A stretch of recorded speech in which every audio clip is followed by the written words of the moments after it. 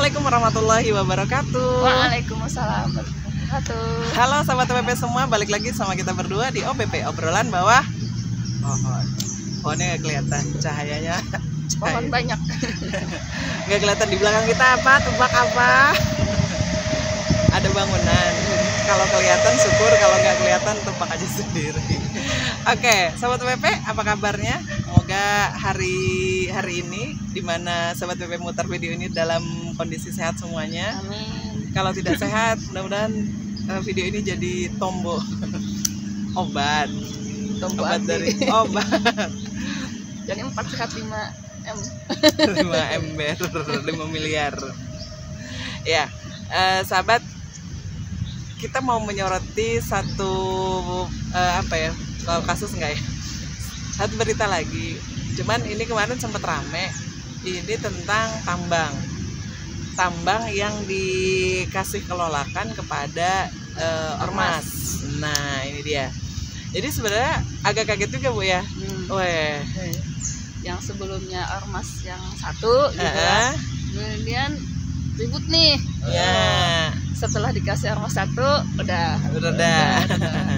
Tambah Ya. lagi satu gitu ya. Iya, koran katanya yang ormas yang kedua itu sempat dulu belum menerima dulu katanya begitu, soalnya masih mikir-mikir. Nah, ternyata di beberapa hari ini kok dengarnya ada lagi yang menerima. Jadi kita mau ngomongin itu. Nah, kita mau mulai dulu siapa sih sebenarnya kalau dua ormasnya sudah tahu ya sahabat ya. Dan insya Allah sudah banyak juga berseliweran dua ormas ini yang diperbolehkan untuk mengelola tambang. Nah, kemudian yang kita mau soroti pertama dulu tambang. Tambang ini kalau kita di Kalimantan Selatan itu terasa banget tuh ya. Banyak. Pokoknya kalau ada orang kerja di tambang, kemudian dia belanja atau biasalah duit tambang, duit batu gitu.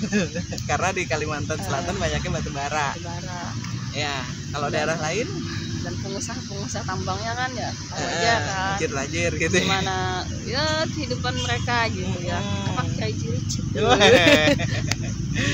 Kalau istri-istrinya tuh kan tasnya sudah yang emang gitu ya, puluhan juta lah paling murah. Iya, ratusan gitu ya. Nah, itu. Kenapa tambang? Jadi tambang itu benar-benar menggiurkan. Gimana? Sahabat setuju? Soalnya yang namanya tambang ini kan ibaratnya barang yang kapan ya dia tuh habis gitu. Soalnya dia dari bumi dan dikeruk terus menerus gitu kan. Dan tambang itu kalau nilai jualnya itu ada, dan itu benar-benar banyak nilai jualnya. Apa ya? Ya tadi crazy rich tadi ya, salah satunya ya tadi dari yang orang yang berduit-duit dari bekerja di tambang ini yang benar-benar menghasilkan. Dan masya Allahnya Allah itu menurunkan tambang itu sebenarnya memang harus dikelola dengan baik oleh Sumber daya alam. Iya benar, dari sumber daya alam dari Allah ini dikelola. Cuman kita mau soroti dulu, kita tuh ngelihatnya tambang itu termasuk apa sih, Bu ya? Iya, kalau di dalam Islam ya, dalam tambang itu kan sebenarnya Islam itu punya konsep kepemilikan. Oh iya, oke. Konsep kepemilikan untuk dalam hal ekonomi ya, sistem ekonomi ini. Jadi yang jelas itu dalam Islam itu menjelaskan tentang konsep kepemilikan. Ada kepemilikan individu. Jadi individu tuh ya misalnya kita punya mobil, kita punya rumah, gitu, punya tanah gitu ya. Yang itu dimiliki individu. Kemudian ada kepemilikan negara. Kepemilikan negara itu ya kepemilikan yang sifatnya itu kaitannya dengan fasilitas umum gitu ya, atau misalnya kayak kebendaharaan negara lah gitu ya. Yang itu dikelola negara ya untuk penyelenggaraan negara gitu. Nah, yang ketiga ini kepemilikan umum. Nah, ini yang masuk dalam barang tambang itu masuk dalam kategori kepemilikan umum kalau di dalam Islam. Nah, itu berarti posisi tambang ini adalah pesawat. Ya, mudahan selamat sampai tujuan. Amin. Jadi tambang itu termasuk kepemilikan umum ya sahabat. Jadi paling tidak kita mengetahui porsinya dulu. Jadi tidak ada tuh istilahnya tambang itu milik pribadi. Terus kalau kepemilikan umum itu ya Budian ya. Tadi pengelolaannya atau yang menggunakannya gitu ya. Itu ya umum gitu. Ya, termasuk masyarakat. Nah, cuman nggak mungkin kan umum tuh semuanya mengerjakan gitu ya. Jadi harus negara yang mengelolanya, iya. tapi untuk kepentingan umum, Benar. misalnya pendidikan, kesehatan, Iya. BBM murah, gitu ya, bahkan mungkin gratis. Ya betul.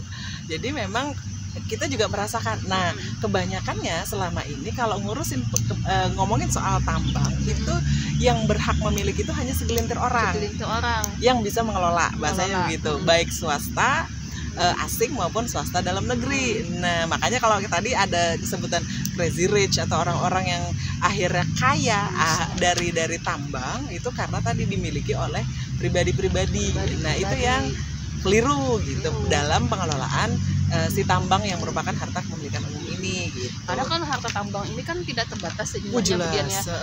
Coba yang korupsi suaminya Sandra Dewi itu tambang ya? Ya. Nah, itu berapa? 271 triliun kan? Nah, itu yang dikorupsi aja kan? Iya, betul. Nah, belum lagi yang tidak dikorupsi hasilnya. Yang tidak kita ketahui. Nah, itu baru contoh kasus gitu. Nah, yang lain-lain yang mana gitu. Makanya kemudian kenapa di dalam Islam kemudian kayak kita pendidikan itu gratis gitu ya. Kesehatan gratis. Kalaupun bayar itu tidak akan membebani masyarakat gitu ya. Nah, bahan bakar, listrik misalnya ya, air itu tuh. Nah, kalau pertanyaan sekarang kan nggak ada uang. Nah, sebenarnya dari kepemilikan umum inilah itu ya yang dikelola negara, kemudian hasilnya itu digunakan tadi untuk kepentingan umum umat. Tidak sembarangan dalam mengelola harta kepemilikan umum ini. Negara pun juga punya rambu-rambu tersendiri gitu. Jadi ketika mengelola harta milik umum ini harus dirasakan manfaatnya sampai kepada rakyat.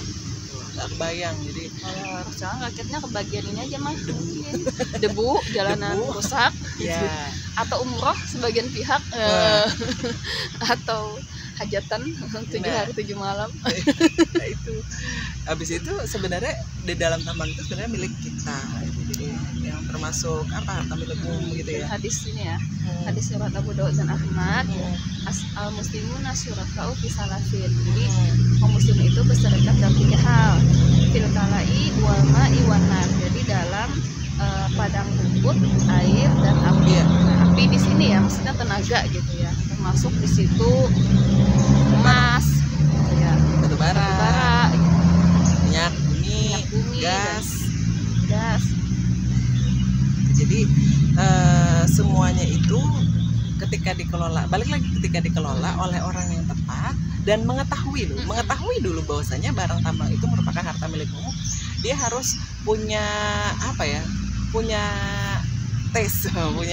cara gimana buat mengelola itu. Karena kalaunya harta di tangan, bayangkan ya, dikasih ke harta ya, kemudian orang itu taruhlah boros, kemudian orang itu tidak bisa mengelola uangnya dengan baik, uang itu akan habis begitu saja. Tambangnya pun nanti akan habis begitu saja. Nah, bedanya ketika mengelola dan tahu porsinya itu adalah harta milik umum yang semuanya harus merasakan, akan kerasa juga di kita. Sama ini salah satunya budaya konsep ekonomi kapitalis ya. Mereka itu kan bilang loh kalau kebutuhan manusia itu tidak terbatas, sementara sumber daya alam atau alat pemuas manusia itu terbatas. Itu kebalik sebenarnya. Iya kan? Padahal sumber daya alam yang ketika Allah menciptakan untuk manusia gitu, itu sebenarnya tidak terbatas. Buktinya kan ya sumber daya alam ini coba yang dikeruk terus oleh para perusahaan gitu. Dan sekarang mau diinikan ke ormas, itu kan sebenarnya tidak terbatas sumber daya alam itu, malah sebenarnya kebutuhan manusia itu yang terbatas sebenarnya kebutuhannya. Kalau keinginan memang tidak terbatas. Ada terus kalau keinginan. Kapitalis itu menyamakan antara kebutuhan dengan keinginan. Jadi letaknya tuh tidak ketemu di situ. Iya, betul. Beda pandangan. Beda pandangan sekali lagi. Mau pilih pandangan yang mana? Kapitalis atau Islam? Dan nyatanya kita kan sama ini terjebak kemudian jadi ekonomi kapitalis ini. Nah, jadi dulu pernah Rasulullah itu ini ya ngasih tambang secara tidak sengaja, secara tidak sengaja ya. Dalam sebuah hadis gitu ya diceritakan.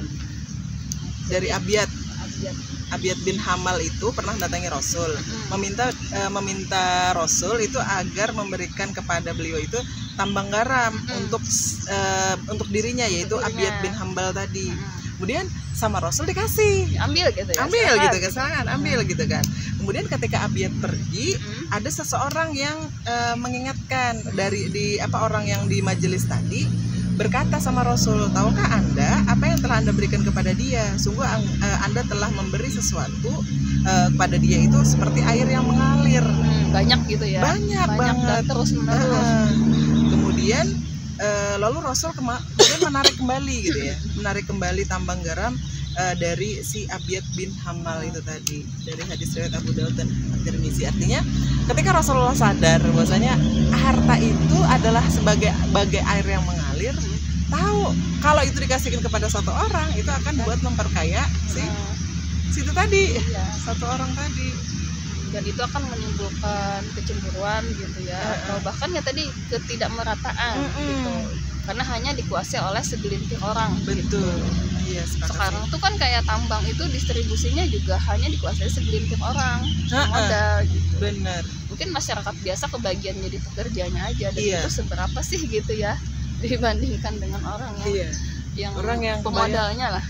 Orang yang kebayangkan gaji dari perusahaan tambang gitu gede banget, gede. Terus dibangga-banggakan sama keluarganya gitu, anak saya atau keluarga saya kerja di tambang ini segala macam. Padahal yang menjalani jadi pekerja capek loh, dan harus beresiko pisah keluarga. Betul. Gitu. Kemudian jam kerjanya gitu yang gila-gilaan banget, dari subuh ketemu maghrib. Kemudian belum lagi kalau ada lemburan dan segala macam. Dan resiko pekerjaan itu ya, karena dia terkurung di tempat itu gitu, dan banyak kasus-kasus ya. Betul. Yang pelecehan dan macam-macam sebagainya itu ya udah biasa. Udah jadi makanan itu orang-orang tambang. Tapi balik lagi ketika dia dapat duit dengan sebanyak itu, tapi balik lagi, ya ampun, tetap yang paling kaya ya memang punya. Betul banget. Makanya di sini kan Rasulullah itu sudah mencontohkan ya, maksudnya memberikan umat itu sebuah pemahaman. Sebenarnya kita tuh tidak boleh yang mengambil sesuatu yang sudah diberi. Iya. Jangan diambil lagi. Betul. Apa jangan banyak tuh beroksikuan. Betul. Tapi kenapa ini Rasulullah sudah memberi diambil kembali oleh beliau gitu. Ternyata karena yang diberikan beliau itu adalah harta kepemilikan umum yang sifatnya itu terus menerus gitu, mengalir. Kecuali ya misalnya ya tambangnya garamnya itu sedikit aja gitu ya, tidak banyak. Cuman ini tadi disifatinya tuh seperti air yang mengalir, jadi terus menerus dan banyak jumlahnya. Iya, banyak sekali. Jadi kalau kita melihat di sini, yang tepatnya tambang ini memang harus dikelola oleh negara. Jadi bukan dikembalikan kepada pengusaha swasta asing maupun dalam negeri, tapi atau juga kepada ormas. Karena kalau kita tahu kan ormas tuh bagus loh, dia dua ormas besar yang akan mengelola ini adalah ormas yang track recordnya bagus. Terus kenapa gitu kan, jadi yang jadi permasalahan apa gitu kan, orang bagus selama ini kan kita gembar-gembor nih, harusnya tuh ganti orang buat mengelola dan segala macam. Dua orang ormas ini bagus, tapi karena statusnya tadi adalah harta kepemilikan umum, maka dikembalikan lagi pengelolaannya harus negara seperti yang dicontohkan oleh Rasul. Nah maka seharusnya ya ormas ini tidak terlibat gitu ya dalam penguasaan dan pengelolaan tambang apapun. Apalagi ke depannya gitu ya, pengelolaan tambang oleh ormas ini sebenarnya berpotensi pada jebakan politik. Betul. Nah, jebakan politik gitu ya. Dan memang ormas itu kan yang Islam gitu ya, mereka tuh kan harusnya fokus gitu ya terhadap aktivitas amar ma'ruf nahi munkar. Termasuk mengoreksi berbagai kebijakan negara yang melenceng di nahi munkarnya itu. Nah, lantas kemudian kalau ormas ini terlibat di dalam pengelolaan tambang itu kan kebijakan negara juga ya. Nah, lalu ya tadi akan seperti apa gitu ya aktivitas sama ma'ruf nahi munkar itu. Nah, kemudian kalau sudah kemakan jasa bahasanya itu, aduh susah ya. Iya.